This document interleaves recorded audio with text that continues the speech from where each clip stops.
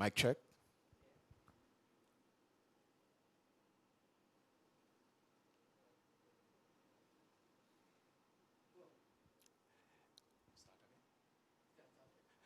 Good evening, my brothers and sisters. We are extremely happy and delighted to have you viewers this evening.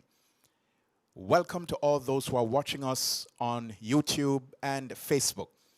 We are about to go into our Fires of Hope Evangelism training. We invite you at this time to like, subscribe, and share our YouTube channel, Central Jamaica Conference of Seventh-day Adventists.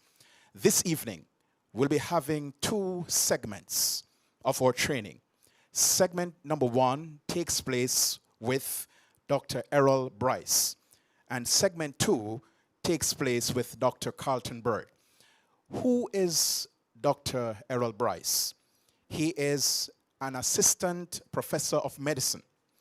He is also a emeritus of the Baylor All Saints Medical Center. He's the president of the New Steps to Health nonprofit organization, and he has been certified by the General Conference as a credentialed lay evangelist, former Health Ministries Director of the Texas Conference of Seventh-day Adventists. We are extremely delighted and happy to have him as our first presenter this evening. He did an outstanding job at our recently held camp meeting and lay institute. Without further ado, my brothers and sisters, please welcome Dr. Errol Bryce.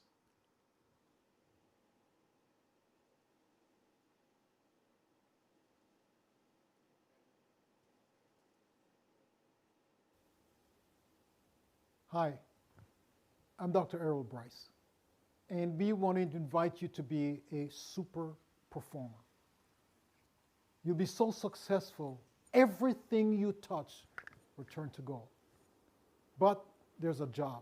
And so this week we'll be talking about the pursuit. We talked about last week how you'll get all these blessings. Everything you touch will turn to gold. And there is a catch. One, you have to give acknowledgement to the person who's giving you all these blessings. And then he'll be asking you to do something. And what he's asking you to do is called the pursuit. He'll give you a set of instructions, and there is no wiggle room. You can't turn to the left, or you can't turn to the right. And today, I'm going to talk to you about one of these things that he really wants you to do. Is called the pursuit. And we can read it in Genesis chapter 3, verses 9 and 10. But let me give you the context as we read this. So I think the best place for you to figure out how to be a hotshot, how to be fabulous, how to be successful is from a source that is really true. And I'm suggesting that the Bible is the best place to get this information.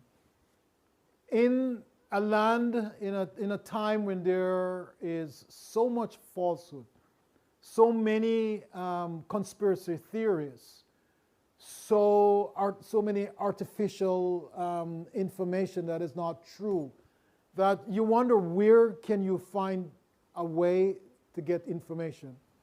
And the Bible is the only source that predicts the future.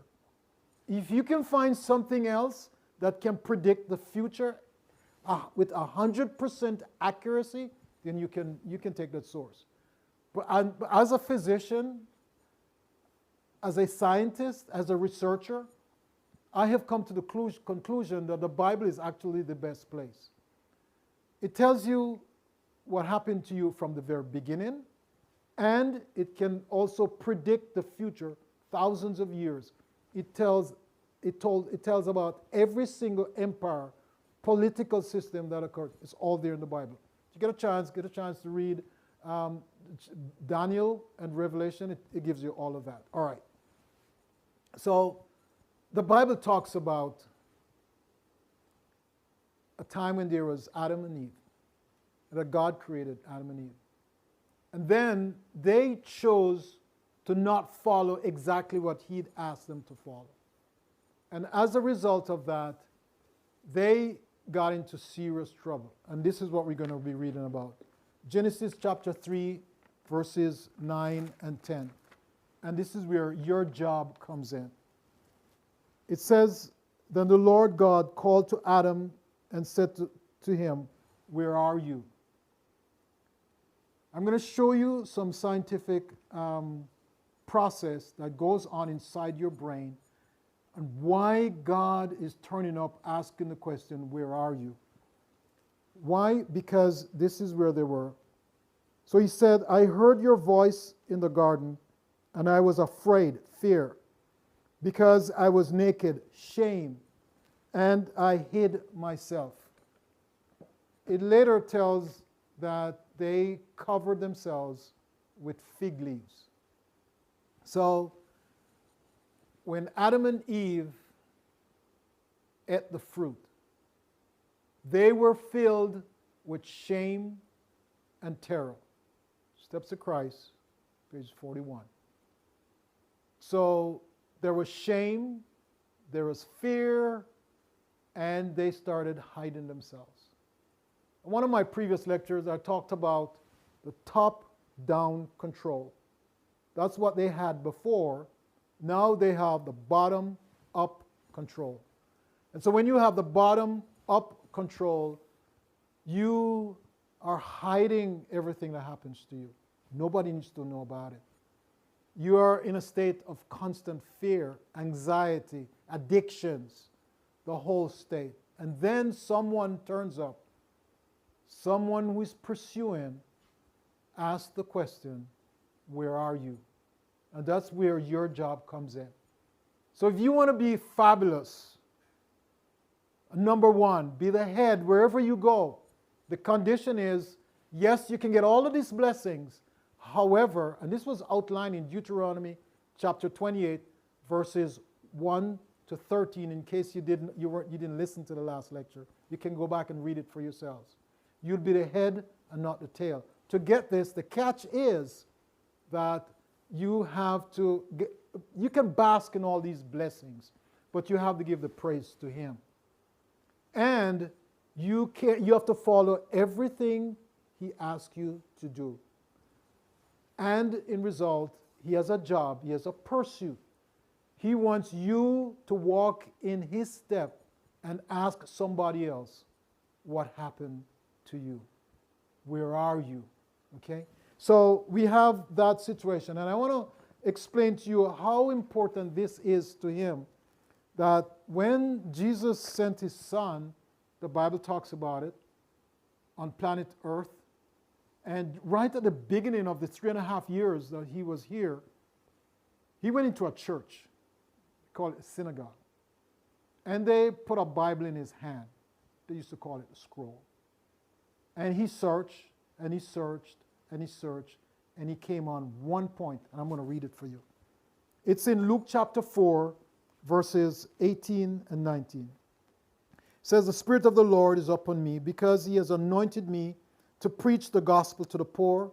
He has sent me to heal the brokenhearted, to proclaim liberty to the captives, and the recovery of sight to the blind, to set at liberty those who are oppressed, and to proclaim the accepted year of the Lord."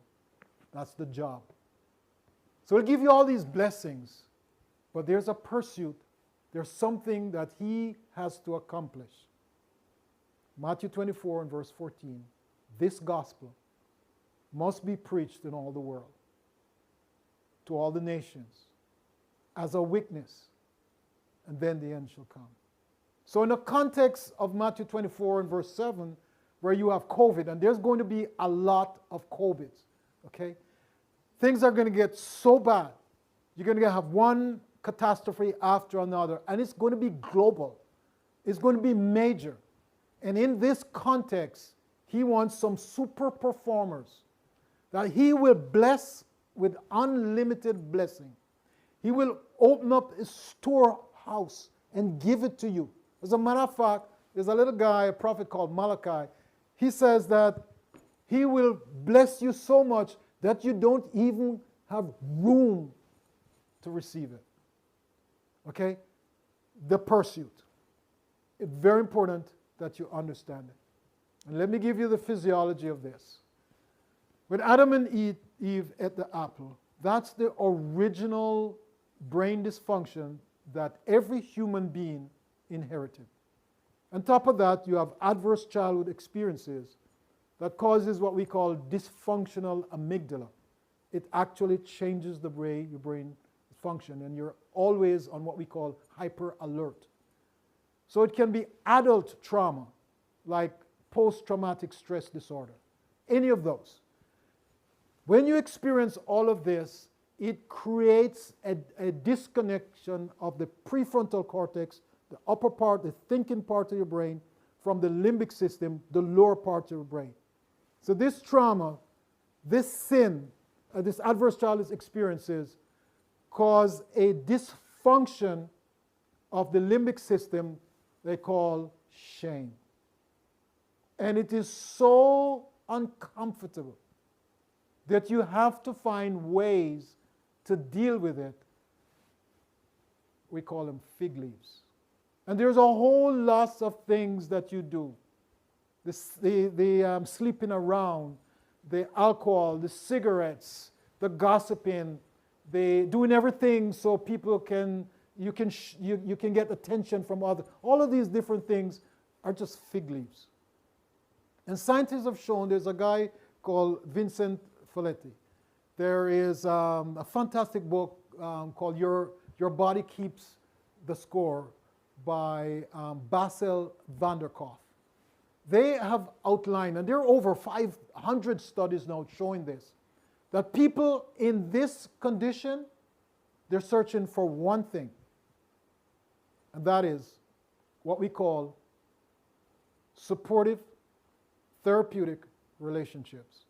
Wow, now I just put you to sleep. I want to wake up. I want you to just get up. Let me have your attention is. This trauma that we all go through, this mess that we grew up in, one thing that will change that course is called supportive, therapeutic relationship. Okay? And the way that works is there's a specific way in which somebody has to come along and be kind to you. Somebody has to come by and be compassionate. Somebody has to come by and just love you. This is the pursuit. So we're looking for 7,000 people in Central Jamaica Conference to sign up to be among the 7,000 people who are willing to be one of those who will carry this pursuit forward. And the next lecture, we're going to go into more detail with this. But I want to show you a little trick. It's in Testimonies to the Church, Volume 9, page 189.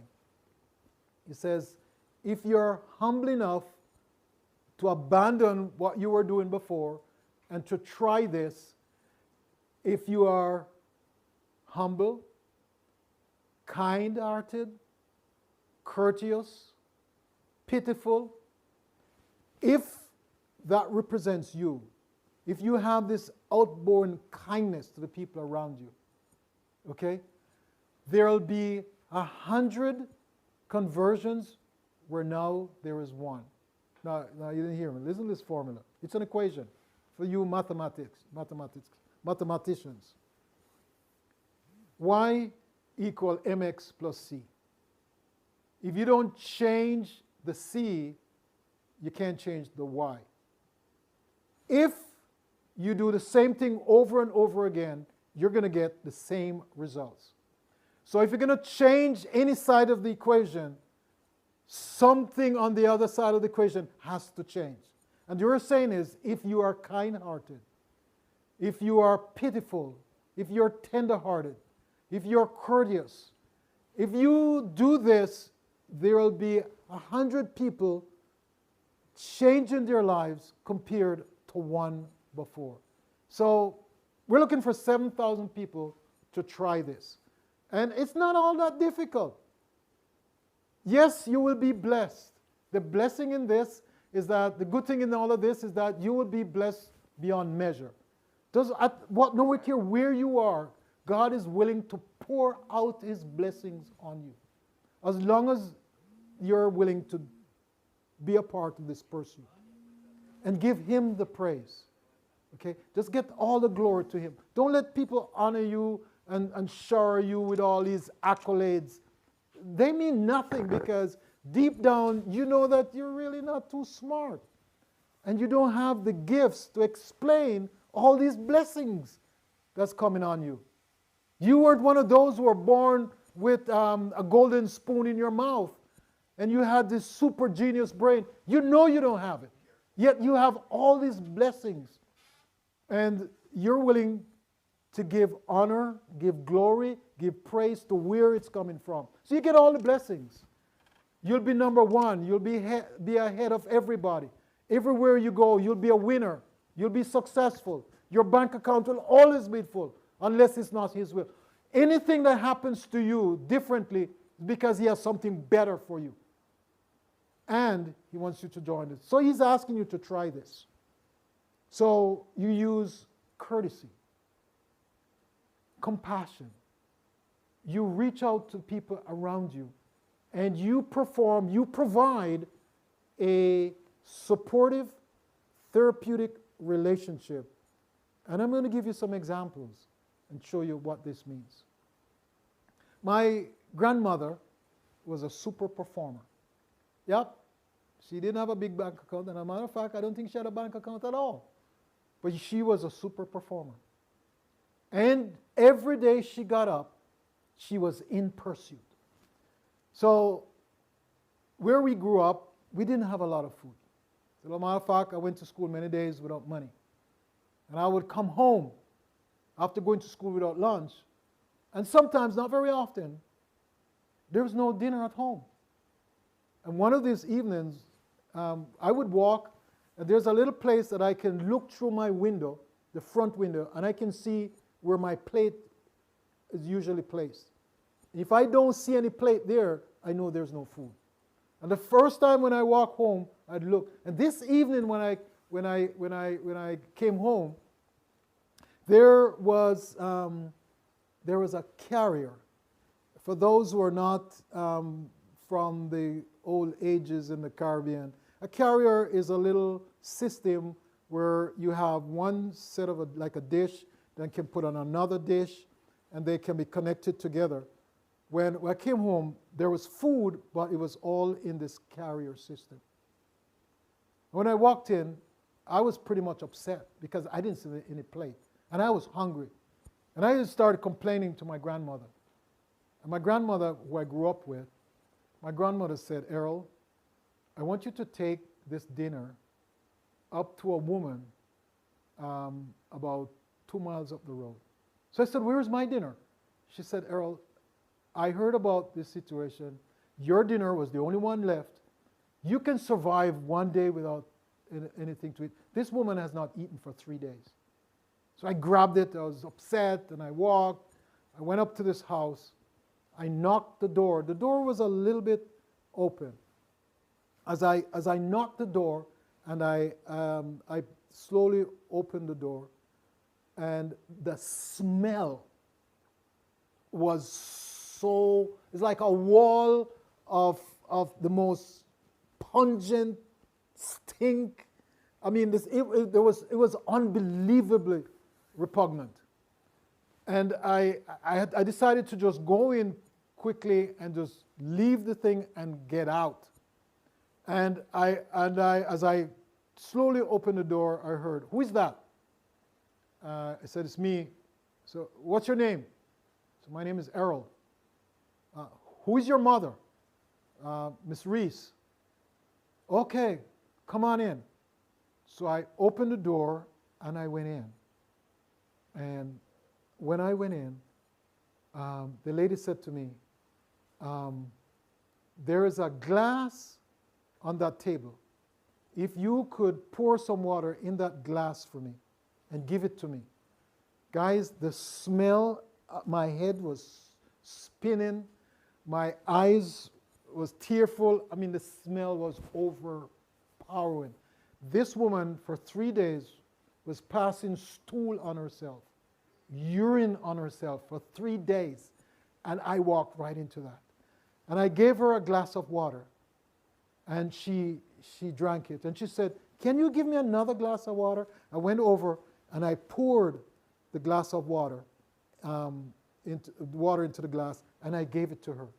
When I gave it to her, she drank it. She said, "Can you give me another glass of water?" She was severely dehydrated. And she said, I smell that your mother gave you some food. And I said, "Yes, ma'am." And she said, "Feed me."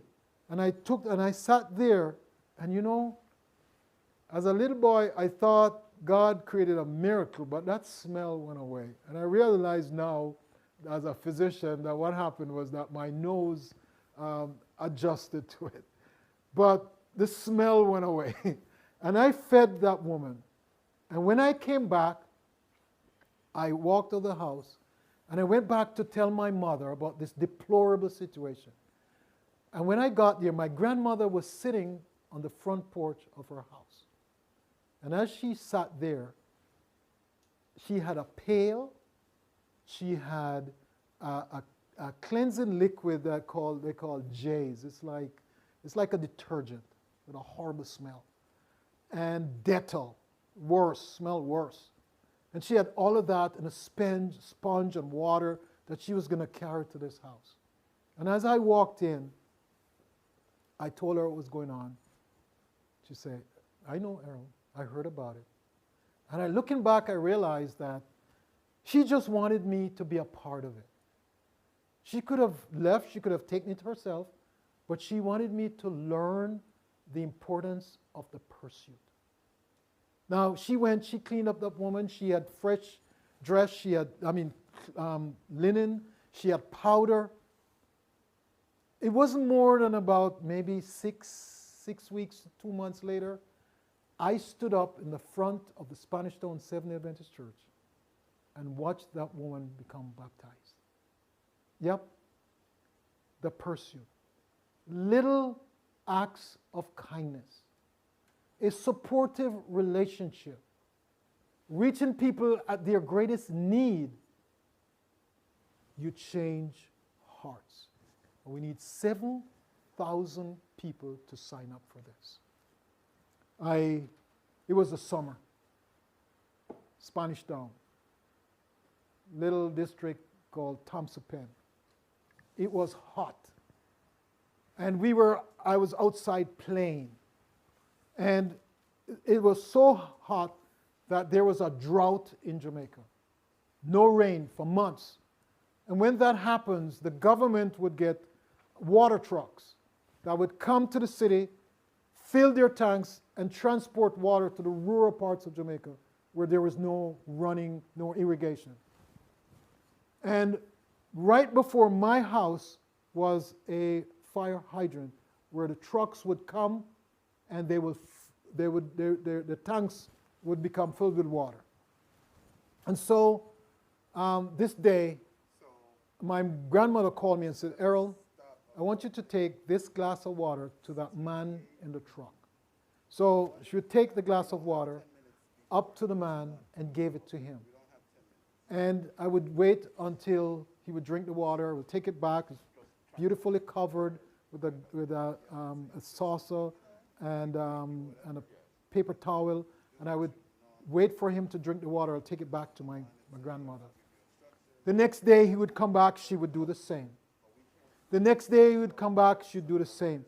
You know, and as a little boy, couldn't have been more than about 7, 8 years of age, I remember walking just to make sure I don't stumble with this glass of water.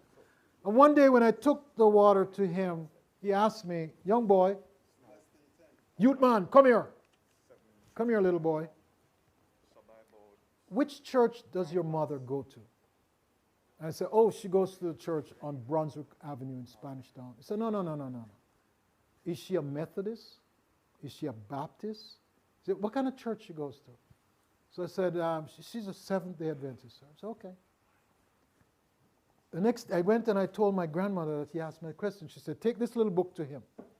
And it's a book. I've never seen it. It's called Hope of the Race. It's a red book, hardcover, with dog ears. And I took this book to him. And he read the book. And one Saturday morning, I was going to church. I passed this red water truck so often I knew it. And as I walked to church, almost 3 blocks away from the church, on a corner was this big red water truck. And I went to my grandmother. I said, Mama, you remember that man that we took the water from? I think he's going to be in church today. She said, how do you know that? I saw this big red truck. I know it's his. And she said, no, come on. Just go to church. So I said, no, I really think it's him, and I think he's going to be in church. And she said, okay, just go inside, go to church, go to your Sabbath school. And so I decided I would not go to church because this guy doesn't know anybody. If he comes, I'm the only one that he will know. So I stayed outside, and of course, I couldn't let my grandmother know. And so I was outside, and sure enough, I saw the man walking up, coming to church. So I walked over to him. So I went to my grandmother, and I said, Mama, he's here, he's coming. And she said, sit down, just ignore him, just pretend that you don't. I said, no, I can't do that. He doesn't know anybody. And so I pulled away from her, and I ran out to him. And as he came through the door, the gate, I went and I slipped my hand in his. And he looked at me, and he smiled. And we walked in. And as we walked in, let me tell you, if you come to the Spanish Town Church, when I was going to it, there is no seat. You can't come and find seat. No visitor can come in. I walked him right up to where I normally sit. And there was Don Broadbelt and these guys. I said, Don, get over. And they would get up and they'll move, and I'd give him a seat. A few weeks, months, I don't know, I had the privilege of seeing that man go down in baptism. And the last face he saw when he went down was my face. And we smiled. And when he got up, he looked at me. And when he came down, I went and I held his hand again. Friends, just from the kindness of one glass of water. That's how it works. Supportive, therapeutic relationships with kindness, with compassion, with tenderheartedness, loving kindness, acts of love. You use that as a method of reaching individuals who are at their worst.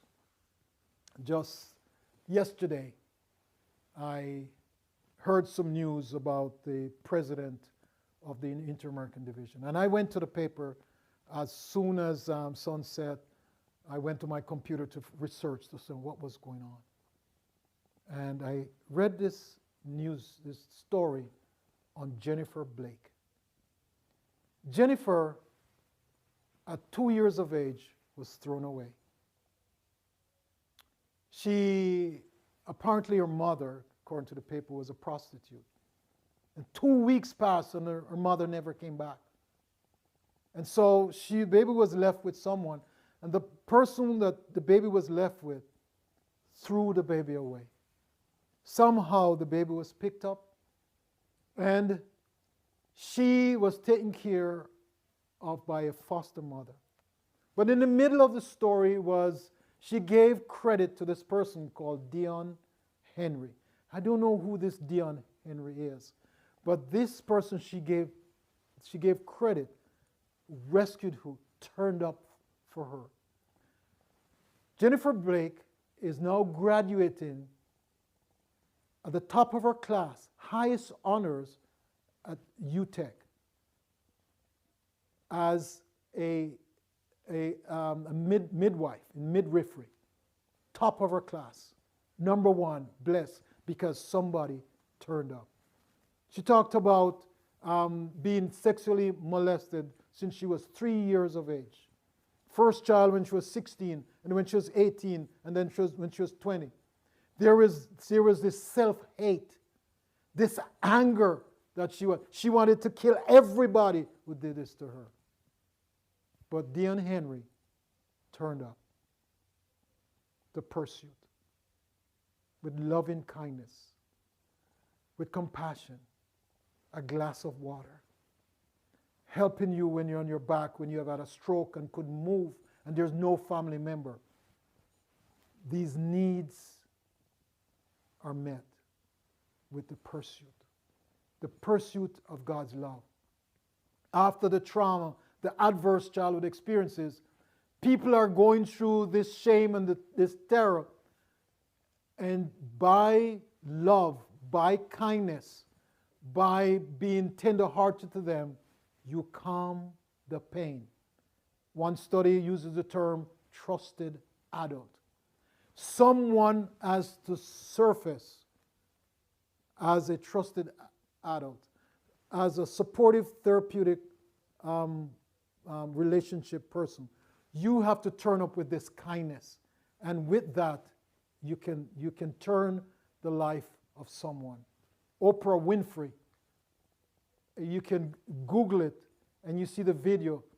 Oprah Winfrey, ACE, Adverse Childhood Experiences, attributes, after she was sexually molested as a child, her trusted adult was her 5th grade teacher. Friends, we're looking for 7,000 people to join this army, to go out and do thousands of acts of kindness, build a therapeutic relationship, be there for one person, 2, or whoever the Lord leads you to. We want you to decide to be blessed, to be the head and not the tail. Give the praise to Him. Give the glory to Him. You can be number 1. Everything you touch will be gold. But He wants you to follow every command. He will guide you to someone where He can pursue that person through you. It's as simple as that. Next week, we're going to show you how you can work as a group and maximize your success even more than you can working by yourself. So friends, I want you to answer this call. You can email us at health@centralja.org. centralja.org. Email us and let us know, I am one of the 7,000. I want to be trained for this. I want to pursue in the name of the one who loves us all. Looking forward to see you next week.